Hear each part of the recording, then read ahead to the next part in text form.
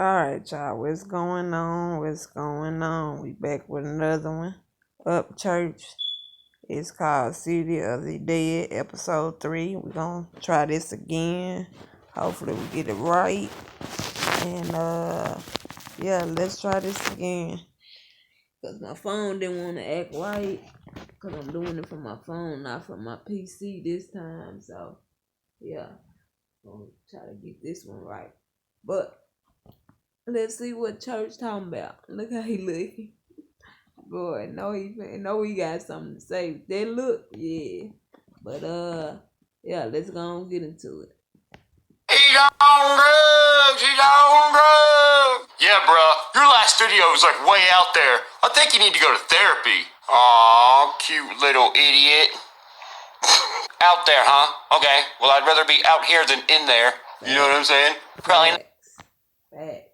People think when you don't put out nothing in a while or a minute, when you don't post nothing, to live stream or whatever, that your views done gone down or something like that. No, it's still like everybody got life. You know what I'm saying? Everybody got their life. You got to live your life outside of what you're doing, especially when it comes to your YouTube channel or your Twitch channel or something like that. You still got a life. You know what I'm saying? But yeah, that's what people think nowadays.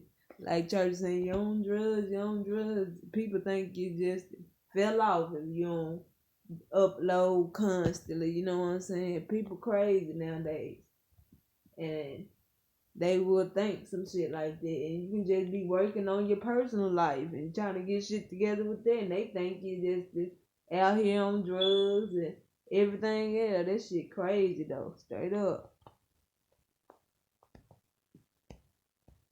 What? You think you got me or something? You just said you think I need to go to therapy for thinking too much. You typed that because you think he no big. You think he's small.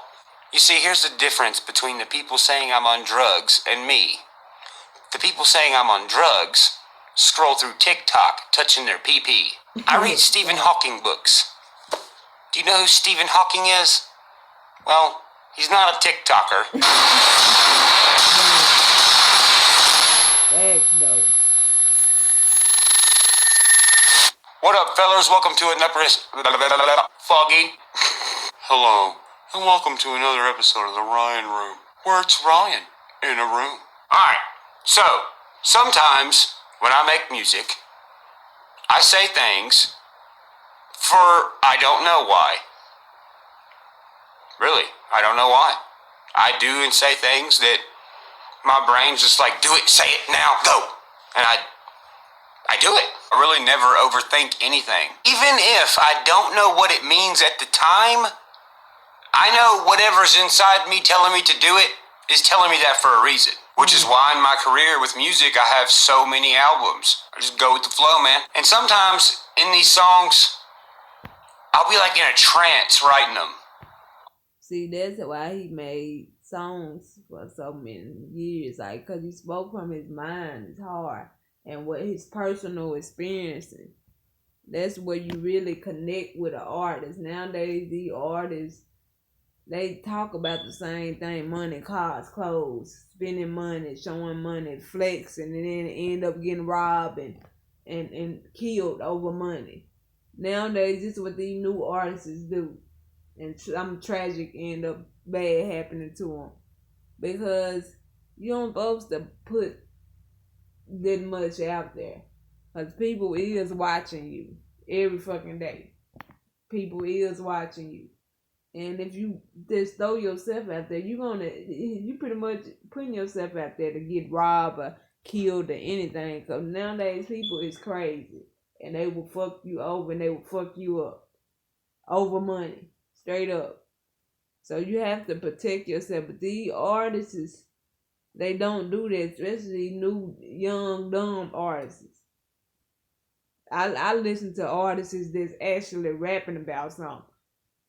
You know, like personal life and what's going on in the world. That's the type of artist I listen to.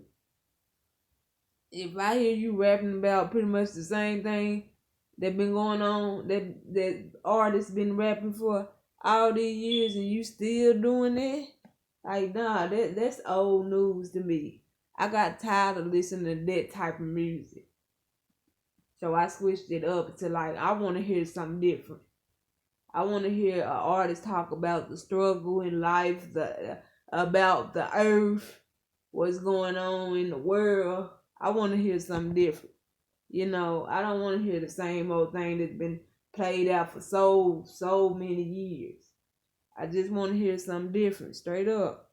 And Church, he that type of dude that's gonna talk from how he feel, what's in his heart, what's going on in his head. He gonna say it in his music. That's how Church is. That's why, like, I can connect with him, because I can relate. Like, yeah, man, you speaking facts on that. That's what's actually going on in the world. That's the type of artist I like to connect with. These artists is just out here saying something to get something to trend, or something for views, or a song that's gonna be played out in a couple weeks. And ain't nobody and everybody gonna move on to the next song. It's like, what's the point of even making that song? Make some that's gonna relate to somebody, touch somebody, something that the other people can listen to. These new artists, they just do something for the trend, do something for the views, and then next thing you don't hear about no more, is something else that's going on. Like, you know, with the stuff they put out on TikTok, the dances and stuff. It's a new dance every other day on TikTok. You know, that's what's trending, that's what's going on. But when it comes to music, that's a different subject. When you doing music, you got to put your heart and soul in it. If your heart and soul ain't in it, don't do it. Straight up. Almost like somebody else is writing the song for me. So, last night, I went back and watched the first music video me and B-Loose done, called Ghost. And I'm sitting here watching it, and I'm like, man, everybody made fun of me for wearing that puffy-ass shirt. And I continue to watch it, and I'm like, why am I wearing that shirt? So I called my mom, and I was like, hey, remember the video Ghost? She's like, yeah. I was like, why did I wear that shirt? She's like, I don't know. She's like, you just said you wanted to wear it. I was like, yeah, but it doesn't match any of the rest of the video. She's like, I know. You said you wanted to wear it, so that's what you wore. Fair enough. So I was like, okay, I gotta find out what the fuck this shirt is. And like every time I was Googling it, like a show from Seinfeld kept popping up. So I finally found the name of the style shirt it is. Guess what the name of the style shirt is? A poet or poetry blouse. So I thought to myself, I was like, yo, that's weird. This is the only song I've ever wrote a poem in the beginning of the song, and I'm wearing a poet blouse and didn't even know it. So I'm like, dude, I gotta look up the history of this shirt. Like, when was it made? Like, you know, what kind of person wore it? So I'll look up the history of it.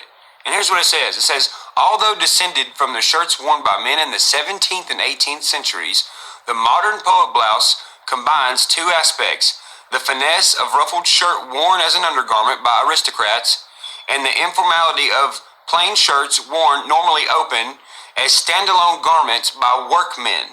And I'm like, yo, what the fuck? The 17 and 1800s? The fuck was I thinking? And I'm like, all right, but what country? Guess where?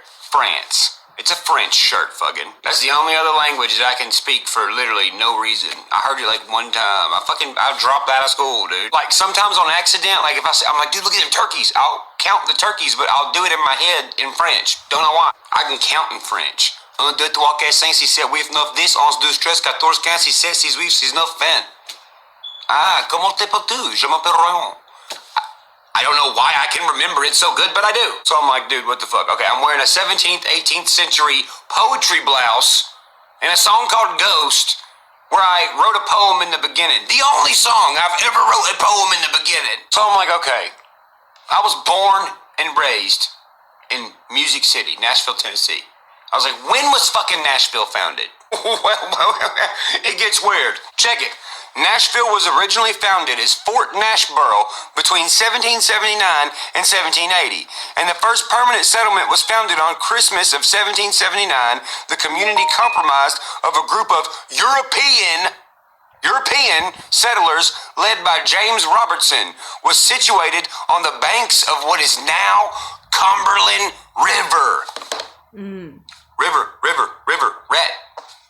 Dang. I'm talking about the Cumberland River, bruh. Look, I legit live right beside it. This is the river I'm in every summer, and the only river I go to in the summer. So then I sit there in shock for a minute, and I'm like... So then I found this video about Nashville. Like, about these hidden secrets and shit about Nashville. The Bicentennial Mall State Park was opened in 1996. So you see what they built over it, right? The Tri-Star, the quarter 3 stars. Dang. Remember that in like 10 seconds. There's a reason why. To celebrate Tennessee's bicentennial celebration, and was constructed on an ancient burial mound that was destroyed around the time the city was founded. The burial ground was documented by a French trader, Monsieur... Upchurch did his research on Tennessee. Damn, I sure didn't know nothing about that, for real. Straight up. Charville, who developed the land in 1714. The burial ground could date to 13,000 BC, well before the Shawnee, Cherokees, and Chickasaws inhabited the area. Native Americans referred to Nashville as the City of the Dead, and many graves were excavated from the downtown area. Did you hear that? Damn. Did you hear that? Yep. Native Americans referred to Nashville as the City The of song the Dead. that I'm talking about, I wrote, that goes with this, is called fucking Ghost, dude. And many graves were excavated from the downtown area. First off, what a fucking asshole. You should have left them there, asshole. You excavated these graves from Nashville. You cut down these trees. I'm insanely anti-mainstream corporate Nashville. So corporate Nashville goes in, chops down these fucking trees, digs up these fucking graves, and builds a big-ass Tri-Star over it, right? At the end of the Bicentennial Mall in Tennessee, which resembles Meru, is the Court of 3 Stars. I randomly went and got a Tri-Star tattooed on me one day. But you know what I did to mine? I told him, I said, I want mine to be the opposite of what the Tri-Star looks like. So they made it the opposite. I'm from Nashville. I go against corporate Nashville. Always have, because that's what I feel like doing. Coincidence? Probably, I don't know. It's still kind of crazy. But now that you know all of this, and you go back to 2000 and whatever the fuck it was, 2014, 2015, when I wrote this song, I was like, you know what? I want to put a poem in the beginning of this. And I sat there and I went into a trance. I remember I felt like numb. I felt like I was somebody else. I was seeing different stuff. I was playing the instrumental. And I was like, where's the recorder at? I grabbed the recorder. I clicked play. And I was focusing so fucking hard. And I just said this off the top of my mind. Listen to this now that you know everything you know. Time. Time is everlasting. Time is behind you for thousands of years, and in front of you for thousands more. We are the marks in the trees, footsteps in the woods, the ripples in the water, and the whispers in the trees.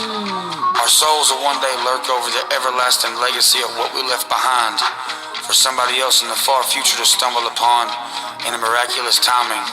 Here today, done tomorrow.